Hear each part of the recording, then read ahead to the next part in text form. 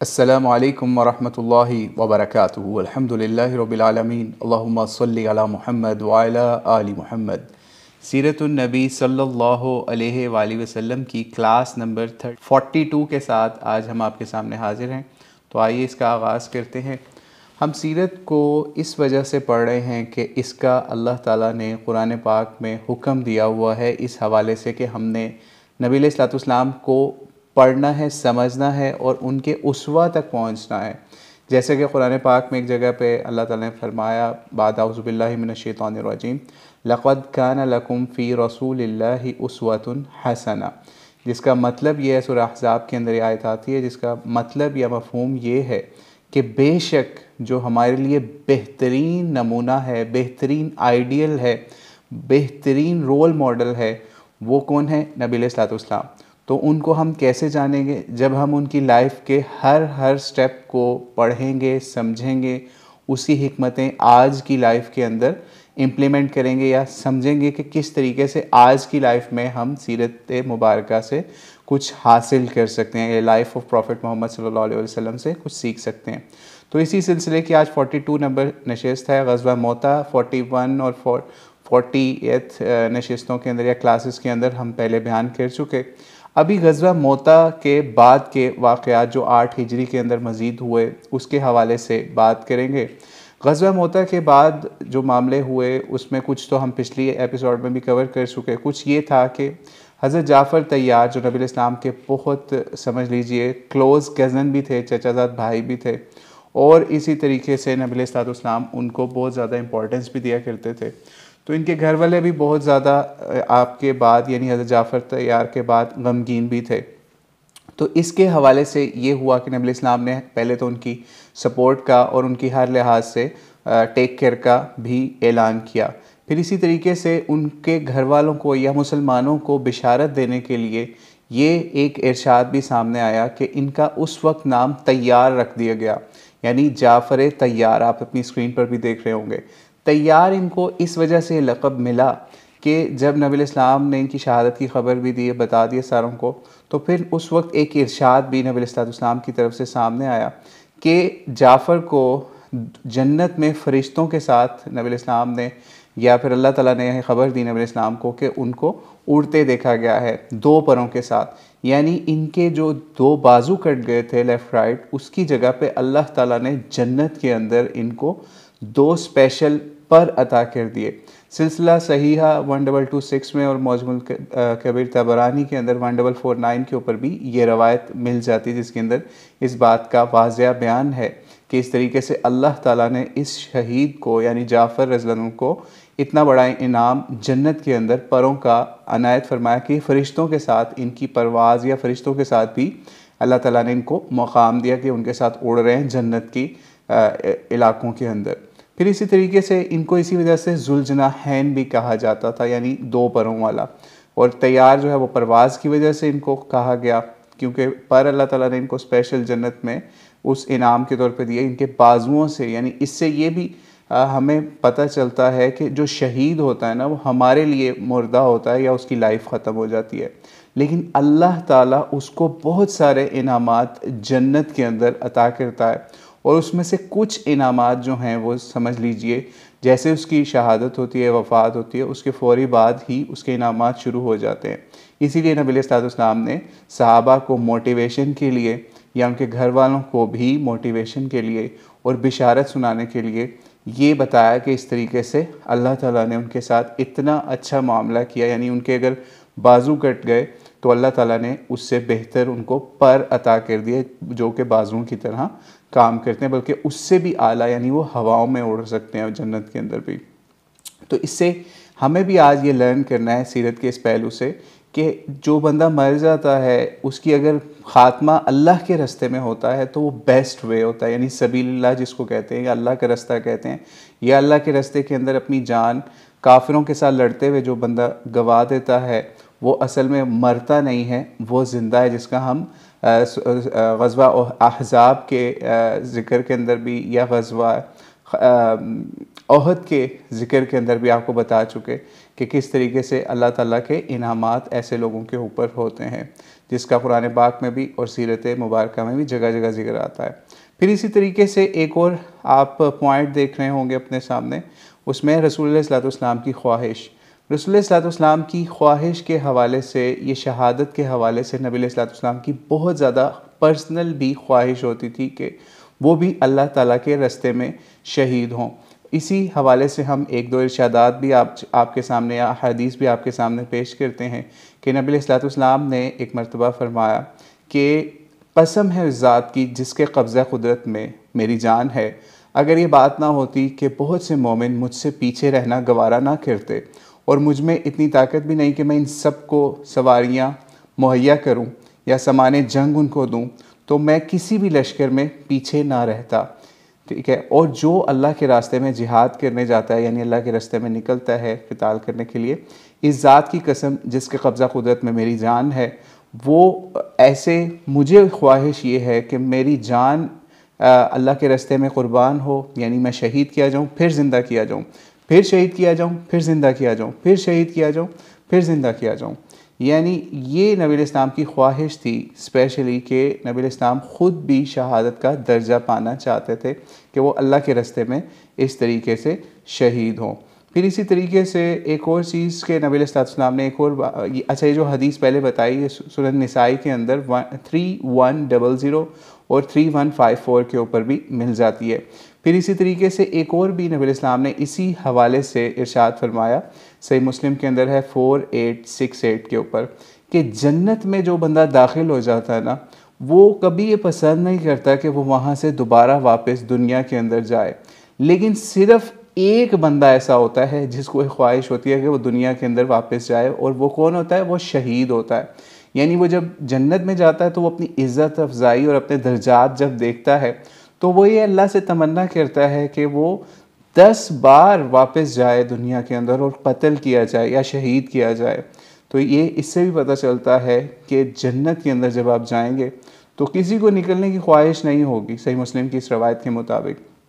लेकिन नबी इस्लाम ने फरमाया कि सिर्फ शहीद को होगी, क्योंकि वो जन्नत के अंदर अपने दर्जात देख चुका होगा, जो उसने दुनिया के अंदर काम किया था, यानी अल्लाह के रास्ते में अपनी जान निछावर की थी, तो उसके बदले में वो चाहेगा कि वो दोबारा दुनिया में आए और मज़ीद अपने दर्जात की बुलंदी के लिए कुछ कर सके। तो इससे हमें भी ये आज लर्न करना है कि हम अल्लाह के रास्ते के लिए क्या कर रहे हैं, या फिर हम सिर्फ अपने काम काज में लगे हुए हैं। और इसी तरीके से एक और रवायत है जिसके अंदर नबी सल्लल्लाहु अलैहि वसल्लम ने फरमाया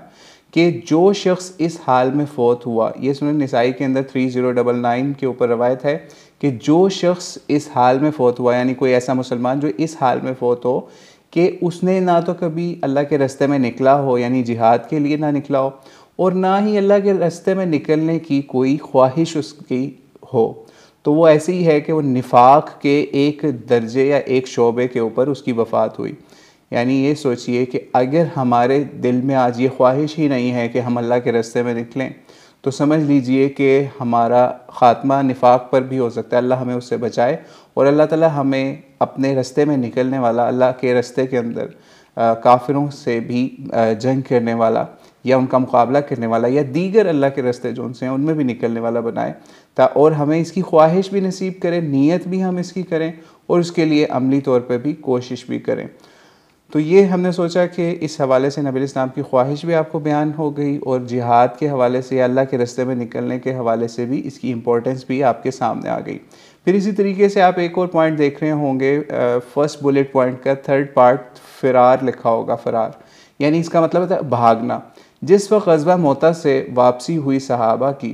तो वहाँ पर कुछ ऐसे भी बंदे लश्कर के अंदर थे, यानी जो मुसलमानों का लश्कर था, उसमें से कुछ लोगों ने एक काम भी किया कि जब वो काफिरों के नरगे के अंदर आ गए ना, यानी हर तरफ से घेरा हुआ किसी एक मुसलमान को, तो वो उनको कत्ल करने के लगे हैं, तो उन्होंने अपनी जान बचा के उस जगह को छोड़ के भागे भी। तो इस तरह की भी स्टोरीज़ फिर वापस आए तो मदीने के अंदर मशहूर हुई कि फ़लाँ बंदा ऐसा था, वो भागा जंग से। तो नबी अलैहिस्सलाम ने ऐसे लोगों को भी समझाया कि वो जिन्होंने अपनी इस तरीके से जान बचाई ना, वो इसलिए नहीं बचाई कि वो मर रहे थे, बल्कि इसलिए बचाई कि वो फिर वहाँ से निकल के दोबारा अल्लाह के रास्ते में साबित कदम होकर लड़ने के लिए कर रहे थे। तो इससे भी ये चीज़ पता चली कि अगर जंग के अंदर आप कुछ देर के लिए पसपा होते हैं, पीछे हटते हैं, बैकफुट पे जाते हैं, या उस जगह को छोड़ देते हैं जहाँ पे आपको समझ लीजिए बहुत ज़्यादा आपके ऊपर मार धाड़ का, या आपके पास कोई रास्ता नहीं है उस वक्त, तो आप स्ट्रेटेजिकली भी वहाँ से हट के, पीछे हट के या दूर भाग सकते हैं। लेकिन अगर कोई ऐसा बंदा हो जो जंग में ही ना जाए और छुपा रहे, हर वक्त ही छुपा रहे,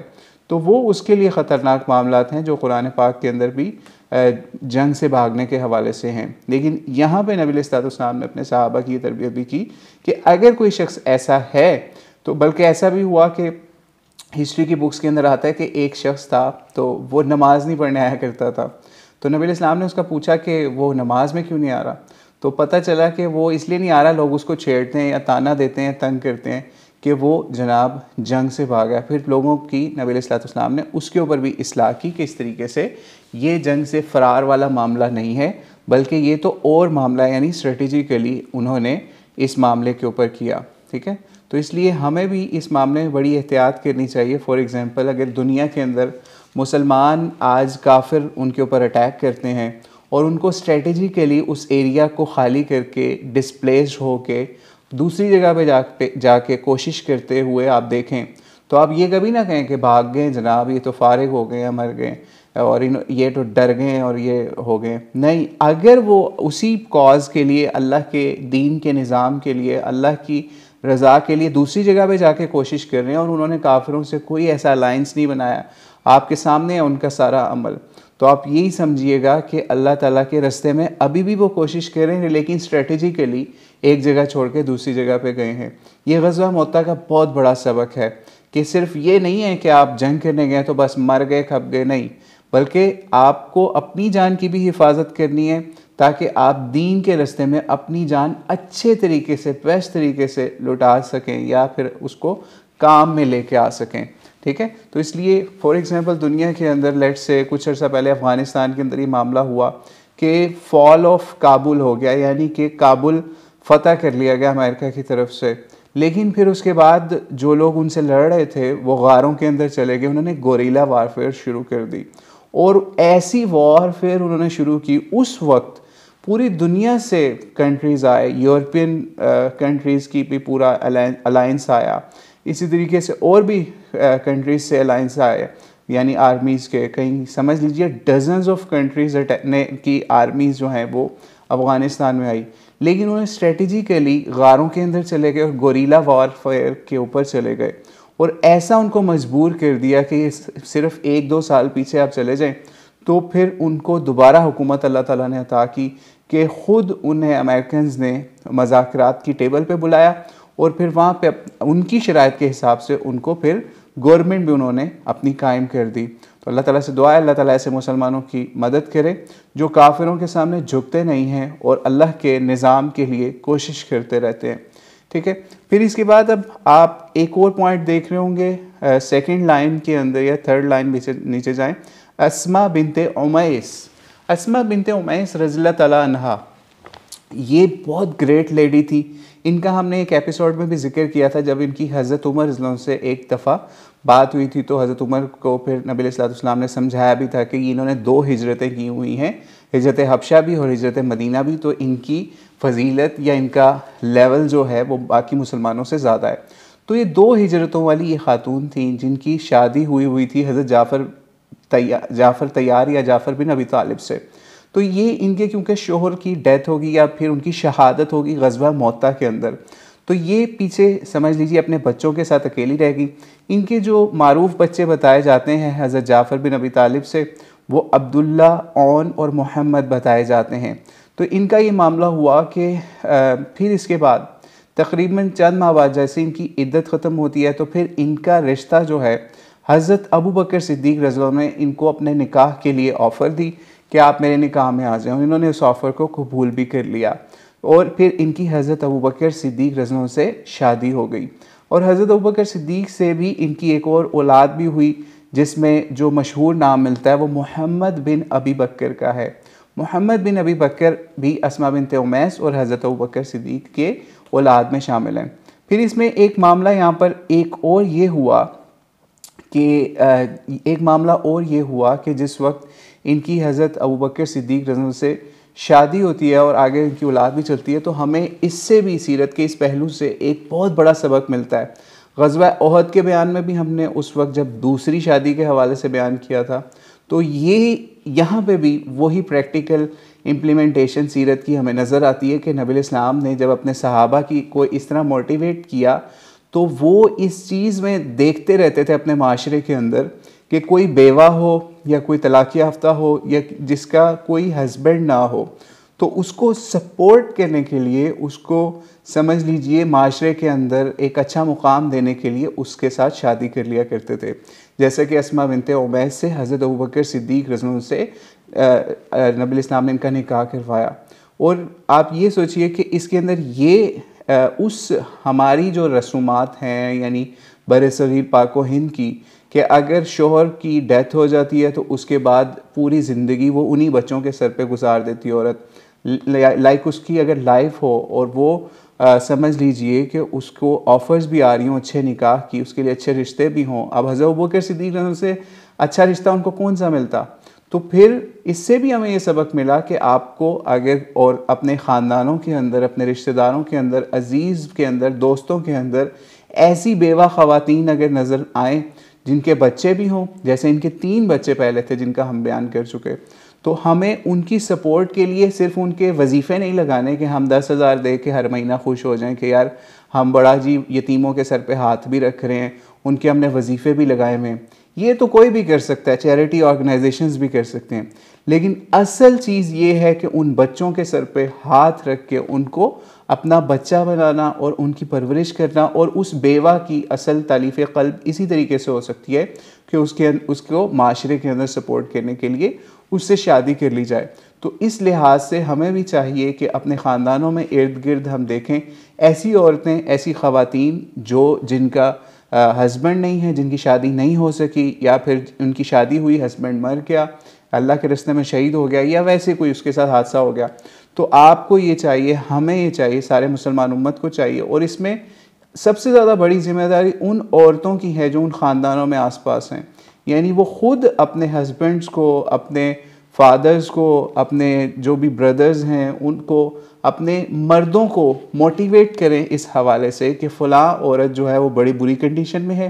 और हमारे पास इस वक्त अल्लाह ने हर चीज़ दी है, तो हम उसको सपोर्ट भी कर सकते हैं, उसके बच्चों के सर पे हाथ भी रख सकते हैं और उससे शादी भी कर सकते हैं। तो इसलिए शादी सिर्फ ये नहीं है कि समझ लीजिए इंजॉयमेंट का या खेल कूद का सामान है, नहीं। असल में इस माशरे के अंदर कोई औरत जो है वो अकेली ना रहे, उसके साथ कोई ना कोई समझ लीजिए उसका गार्डियन हो, उसका स्पाउस हो, उसका हस्बैंड हो, उसको टेक केयर करने वाला हो, उसके बच्चों की टेक केयर करने वाला। और फिर ऐसा भी होता है कई दफ़ा औरतें जो हैं वो इतनी फाइनेंशियली वेल ऑफ भी होती हैं, तो वो ख़ुद भी हस्बैंड को सपोर्ट कर सकती हैं अगर फाइनेंशियल ऐसे इश्यूज़ हैं। लेकिन बहरहाल ये सब चीज़ें कहने का यही मकसद है कि हमें दूसरी शादी को हराम नहीं समझना चाहिए, बल्कि उसके लिए रास्ते जो हैं वो खोलने चाहिए इस तरीके से, ताकि माशरे के अंदर कोई भी औरत अकेली ना रह जाए, बग़ैर हस्बैंड के उसको सपोर्ट की जाए। फिर ये भी हज़रत अस्मा बिनते उमैस, जिस वक्त हज़रत अबू बकर सिद्दीक़ की वफ़ात होती है ना,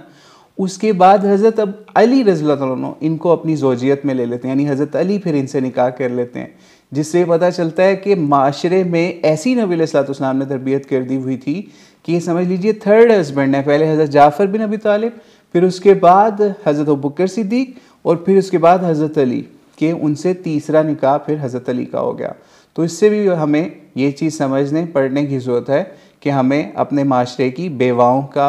बहुत ज़्यादा ख्याल रखना है, जो कि सीरत से नबी इस्लाम की सहाबा ने भी सीखा और नबी इस्लाम ने इसको ख़ुद भी अपनी लाइफ के अंदर भी इम्प्लीमेंट करके दिखाया, जो हम मुख्तलिफ़ शादियों के आपको औक़ात के अंदर बता चुके कि किस किस तलाक़ याफ्ता से, किस किस समझ लीजिए बेवा से नबी इस्लाम ने शादी भी की। फिर इसी तरीके से अब हम आज के लास्ट टॉपिक की तरफ बढ़ रहे हैं, जो ज़ातिल सलासिल लिखा हुआ है, ठीक है। दरअसल ये सरिया ज़ात सलासिल है। सर ये ज़ात सलासिल जो है इसके बारे में मुख्तलिफ आरा है कि किस हिजरी में पेश आया, लेकिन एक ये भी है कि ग़ज़वा मौता के बाद 8 हिजरी के अंदर ही ये ग़ज़वा ज़ात सलासिल पेश आया। ग़ज़वा ज़ात सलासिल इस तरह से पेश आया कि नबी अलैहिस्सलाम को इत्तला मिली कि एक लश्कर है जो कि शाम की सरहद के करीब एक कबीला है बनी क़ुज़ा।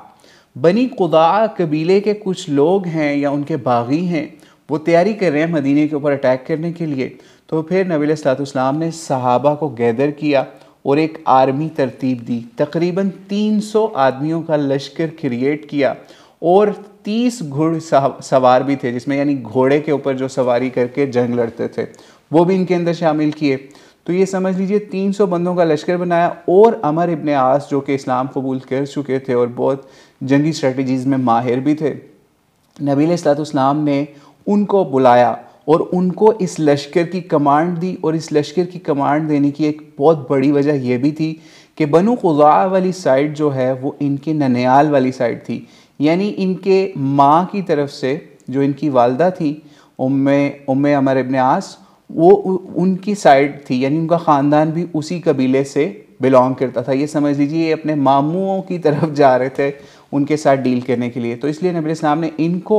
ये ओहदा दिया कमांड के लिए कि ये लीडर होंगे या अमीर होंगे इस लश्कर के, ताकि अपने रिश्तेदारों से या इनके क्लोज़ रिलेटिव्स भी उसके अंदर हैं तो उनको ये ज़्यादा अच्छे तरीके से डील कर सकें। यानी आप खुद सोचिए कि कितनी बड़ी हिकमत इससे नज़र आई है कि नबी इस्लाम ऐसे बंदे को कमांड दे रहे हैं ताकि वहाँ पे ज़्यादा ब्लड शेड भी ना हो और ये अपने ख़ानदान वालों से या अपने जो रिलेटिव्स हैं दूर के उनके साथ हुस्न सलूक का भी मामला कर सकें। तो फिर नबी इस्लाम ने इनको जब भेजा और ये जमात जब तैयार होके गई और जब वहाँ पे पहुँची, ये लश्कर जिस जगह पे पहुँचा ना उसका नाम सिलासिल, एक चश्मे का नाम था, ठीक है, एक चश्मे का नाम था। वहाँ पे पड़ाव डाला तो पता ये चला कि जो आगे काफिरों की जमात तैयार हो रही है ना वो बहुत बड़ा उनका लश्कर है वो भी। तो उसके लिए 300 मैन जो हैं या 300 लोग काफ़ी नहीं रहेंगे। फिर इन्होंने फौरी जो है वहाँ से हज़रत राफ़े को मकतूब दे के नबी अलैहिस्सलाम के पास वापस भेजा कि हमें और लश्कर की मदद दीजिए ताकि हम ज़्यादा इजीली लड़ सकें उनसे।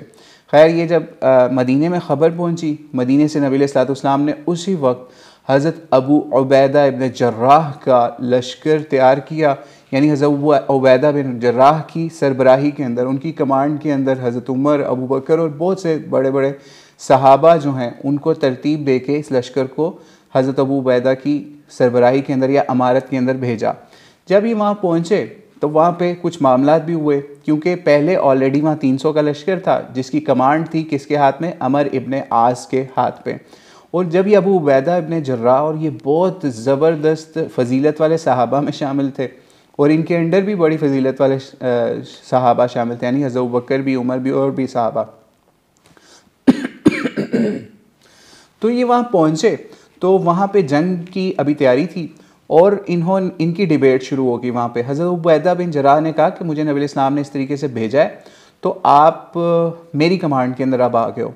लेकिन अमर इब्न आस जो हैं उन्होंने कहा नहीं, मैं पहले आया हूँ, मुझे नबी इस्लाम ने भेजा हुआ है, तो आप मेरी कमांड के अंदर लड़ाई करोगे, फ़ाइट करोगे। अच्छा, जिस वक्त नबी इस्लाम मदीने से अबू उबैदा इब्न जर्राह को लश्कर दे के भेज रहे थे तो नबी इस्लाम ने एक बहुत बड़ी हिकमत के साथ उनकी ट्रेनिंग की। वहाँ पे ट्रेनिंग इस तरह की, अबू उबैदा इब्न जर्राह को कहा कि जब आपने वहाँ जाना है ना तो वहाँ इत्तेहाद से रहना है, क्योंकि ऑलरेडी वहाँ पे एक लश्कर है, यानी मुसलमानों के 300 लोग पहले जा चुके हैं। तो आपने वहाँ पे किसी किस्म का झगड़ा आपस में नहीं करना, इत्तेहाद से इत्तफाक से रहना, किसी किस्म का कोई तफरका नहीं होना चाहिए। और अगर कोई मामला हो तो आपने उन लोगों की बात सुननी भी है और माननी भी है। यानी नबी इस्लाम इतनी दूर की देख रहे थे कि ये मामला हो सकता है, क्योंकि इधर से एक लश्कर है और उधर से भी है। तो नबी इस्लाम ने किसी को पॉइंट नहीं किया कि आपने जाके वहाँ अमीर बन जाना है या वही अमीर रहेंगे। ये वहाँ गए, जब ये डिबेट शुरू हुई कि कौन लश्कर का अमीर होगा, क्योंकि अब तो 200 + 300 500 का लश्कर बन गया, मैं इस पीछे से मज़ीद नबी इस्लाम ने बंदे भेज दिए।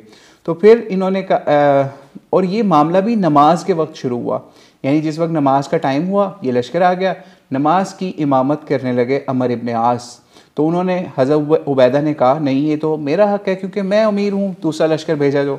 तो फिर इनको हज़रत अमर इब्न आस ने कहा कि अल्लाह के नबी ने सल्लल्लाहु अलैहि वसल्लम ने आपको हमारी मदद के लिए भेजा है। अमीर असल में नबी इस्लाम ने मुझे ही बना के भेजा है, तो आप हमारे मददगार हैं, आप हमारी मदद में ही रहें। तो फिर नबी इस्लाम का इरशाद भी उनको याद आ गया कि इस तरीके से मुझे नबी इस्लाम ने समझाया था कि आपने वहाँ पे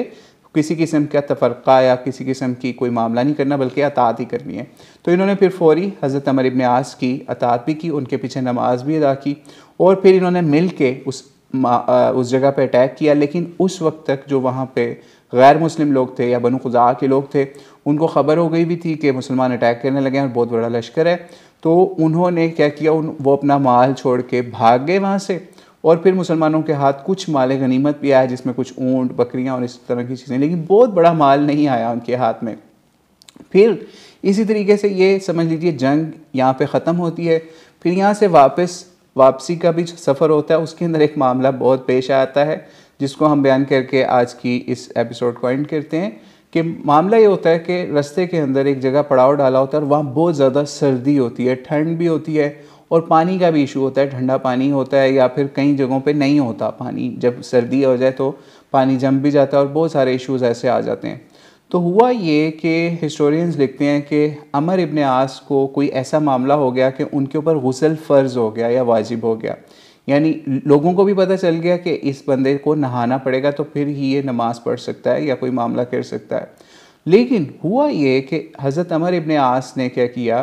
कि इन्होंने वज़ू नॉर्मल तरीके से तयम्मुम वगैरह करके या वज़ू नॉर्मल करके, और जो भी मामला होता है अपना कुछ क्लीन अप करके, तो इन्होंने नमाज़ पढ़ ली। जब इन्होंने नमाज़ पढ़ ली, कुछ सहाबा का इस पर भी इख्तलाफ हुआ कि आपने ये क्या काम किया है। खैर इन्होंने नहीं किसी के साथ उस वक्त कोई फड्डा या लड़ाई वगैरह नहीं की कि मैं आपको क्या एक्सप्लेन करूं। जब ये वापस आए ना नबी अलैहिस्सलाम के पास, मदीने में वापस आए, मदीने में जब ये वापस आए तो सहाबा की तरफ से ये शिकायत पहुंच चुकी थी कि अमर इब्न आस ने इस तरीके से गुस्ल किए बग़ैर ही तयम्मुम से या नॉर्मल वज़ू से नमाज अदा कर ली है। तो नबी अलैहिस्सलाम ने इनको बुला लिया कि ए अमर, आपने ये काम क्या किया है, उसकी एक्सप्लेनेशन दें। आप ये सोचिए कि नबी अलैहिस्सलाम किस तरीके से लोगों की इस्लाह की कोशिश किया करते थे। फिर उसके बाद क्या हुआ, इन्होंने नबी अलैहिस्सलाम को से मुलाकात की। नबी अलैहिस्सलाम ने पूछा आपने क्या मामला किया, आपने गुस्ल के बगैर नमाज़ पढ़ ली। तो इन्होंने कहा कि वहाँ पानी का बहुत ज़्यादा इशू था, ठंडा पानी था, और मुझे उस वक्त कुरान पाक की वो आयत याद आ गई, यानी सूरह निसा की एक आयत इन्होंने पढ़ी, आयत नंबर 29, कि वला तक़्तुलू अनफुसकुम इन्नल्लाह काना बिकुम रहीमा। यानी इसका मतलब ये है कि अपने आप को कत्ल मत करो या अपने आप को हलाकत में मत डालो, बेशक अल्लाह तुम पर बहुत ज़्यादा मेहरबान है। इन्होंने जब आयत पढ़ी, अपना एक्सक्यूज़ नबी इस्लाम के सामने पेश किया, तो नबी इस्लाम मुस्कुराने लगे इनके इस अमल के ऊपर कि इन्होंने, आप ये सोचिए कि ये नबी इस्लाम की सीरत से हमें ये भी सबक मिला यहाँ पे कि अगर कोई बंदा आपके सामने अपना कोई ऐसा शरई उज़र पेश कर दे कि आपको पता चल जाए कि यार वाकई इसके पास सॉलिड रीज़न है ये काम करने की, यानी इसने अपनी जान बचाने के लिए काम किया। फॉर एग्ज़ाम्पल, अगर वो वहाँ पे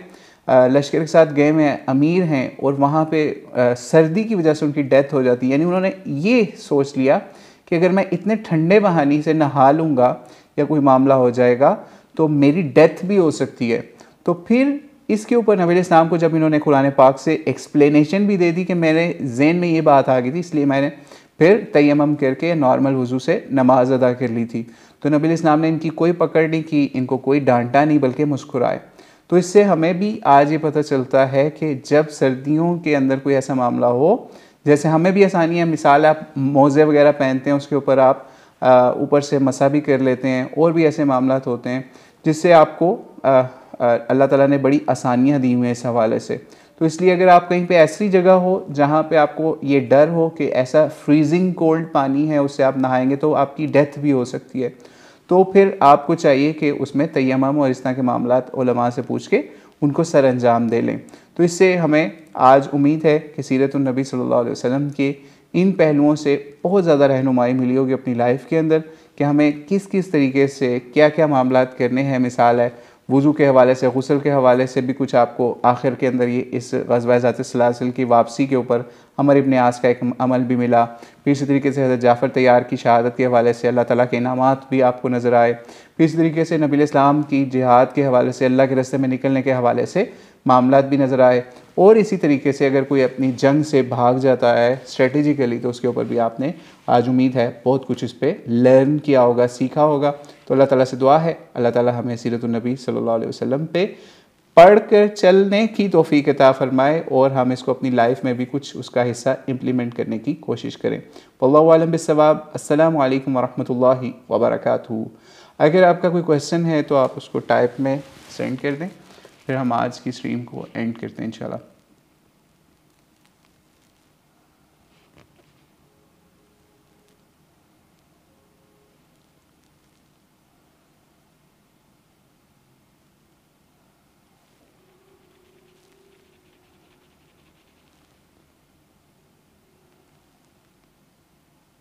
जी अलाउड है, शूज़ पे भी मसा अलाउ है। फिर इसी तरीके से जो लोग पगड़ी वगैरह बांधते हैं उसके ऊपर भी अलाउ होता है, आपके मौज़ों पे भी अलाउ होता है। कैसे, या वैसे उलमा से इसके हवाले से रब्ता करें, लेकिन नॉर्मली ये होता है जो सिर्फ शूज़ का ऊपर वाला पार्ट होता है ना, अपने अपना हाथ गीला करके ना उसके ऊपर से ऐसे उसको ब्रश कर लेना होता है, ऐसे फेर लेना होता है, तो वो आपका शूज़ पे मसा हो जाना है। बस उसमें एहतियात ये होती है कि आपने वो शूज़ पहनने से पहले वज़ू किया हो, ठीक है। वो आपने शूज़ पहनने से पहले वज़ू करके फिर किया हो। नहीं, हील पे या नीचे वाले पार्ट पे मसा करने की कोई ज़रूरत नहीं होती। इवन नॉर्मली भी जो आप मसा करते हैं अगर, तो वो इसी तरह होता है, मौज़ों के ऊपर भी ऐसे होता है। लेकिन कुछ उलमा ऐसे भी उम्मत के अंदर गुजरे हैं जिन्होंने ऐसे भी मसा की कहा है कि वो नीचे से भी याद करेंगे, लेकिन ज़्यादा जो जमहूर है उलमा का, मुख्तलिफ फ़ुक़हा का, वो इसी पे मुत्तफ़िक़ है कि सिर्फ़ आप जो पाँव का ऊपर वाला हिस्सा होता है ना, चाहे लेडीज़ हील हो यानी जो भी शूज़ हैं, उसके सिर्फ ऊपर वाले हिस्से पे, हम वीडियो में भी आपको नज़र आएगा जब हम वीडियो इसकी अपलोड करेंगे, तो ऊपर आप सिर्फ पाँव के ऊपर वाले हिस्से में मसा कर सकते हैं, सिर्फ और सिर्फ ऊपर वाले हिस्से पे जो कवर्ड होगा आपके, समझ लीजिए शूज़ के ज़रिए से या मोज़े के ज़रिए से या और किसी चीज़ से। जी ये क्वेश्चन है, नबी करीम सल्लल्लाहु अलैहि वसल्लम की ख्वाहिश क्या थी? जी नबी इस्लाम की ख्वाहिश ये थी कि वो शहीद होना चाहते थे, यानी उन्होंने लोगों को मोटिवेट करने के लिए, शहादत के दर्जात बयान करने के लिए आपने फरमाया था कि हम ये हदीस भी पहले बयान कर चुके ये आपको हदीस भी पहले बयान कर चुके कि कसम है उस ज़ात की, नबी इस्लाम ने फरमाया था कि कसम है उस ज़ात की जिसके हाथ में मेरी जान है, अगर ये बात ना होती कि बहुत सारे मोमिन मुझसे पीछे रहना गवारा नहीं करेंगे, यानी पीछे नबी इस्लाम के रुकने के हवाले से, और मुझ में ताकत भी इतनी नहीं है कि मैं मुसलमानों को, सब मुसलमानों को सवारियाँ दे सकूँ या जंग का सामान दे सकूँ, तो फिर मैं किसी भी रास्ते से, किसी भी अल्लाह के रास्ते से या जिहाद से या क़िताल से पीछे ना रहता, ठीक है। और फिर ये भी फरमाया इसी हदीस के अंदर, सूरह निसाई की 3100 3154 दोनों जगहों पे आती है कि उस ज़ात की कसम जिसके हाथ में मेरी जान है कि मेरी ख्वाहिश है, ठीक है, जो लिखा हुआ है ना ख्वाहिश उसके अंदर स्लाइड में, वो हम रिपीट कर रहे हैं कि नबी इस्लाम ने फरमाया कि मेरी ख्वाहिश है कि मैं अल्लाह के रास्ते में जिहाद करूँ और फिर शहीद किया जाऊँ, फिर ज़िंदा किया जाऊँ, फिर शहीद किया जाऊँ, फिर ज़िंदा किया जाऊँ, फिर शहीद किया जाऊँ। यानी ये नबी इस्लाम की शहादत की ख्वाहिश थी कि मुझे इतनी अट्रैक्शन है शहादत से कि मैं शहीद हो जाऊँ अल्लाह के रास्ते में इस तरीके से। बहरहाल इसके ऊपर एक मामला ये भी है, जिस वक्त नबी इस्लाम के को जहर देने वाला मामला आपके सामने बयान किया था ना, ग़ज़वा खैबर के फ़ौरी बाद ही एक मामला हुआ था, तो उसके अंदर नबी इस्लाम को जहर भी दिया गया था। तो अक्सर उलमा के मुताबिक या कुछ रवायतें ऐसी मिलती हैं कि नबी इस्लाम की जब वफ़ात हो रही थी तो उस वक्त उस जहर का भी कुछ असर जो है नबी इस्लाम को फ़ील हुआ था, उसकी वजह से कुछ उलमा ने ये भी उससे रिज़ल्ट निकाला हुआ है कि नबी इस्लाम ने भी शहादत का दर्जा भी पाया, ठीक है। तो इसलिए नबी इस्लाम की ये ख्वाहिश जो है अल्लाह ताला ने, समझ लीजिए, किसी लेवल पे पूरी भी की, कौल कुछ उलमा के।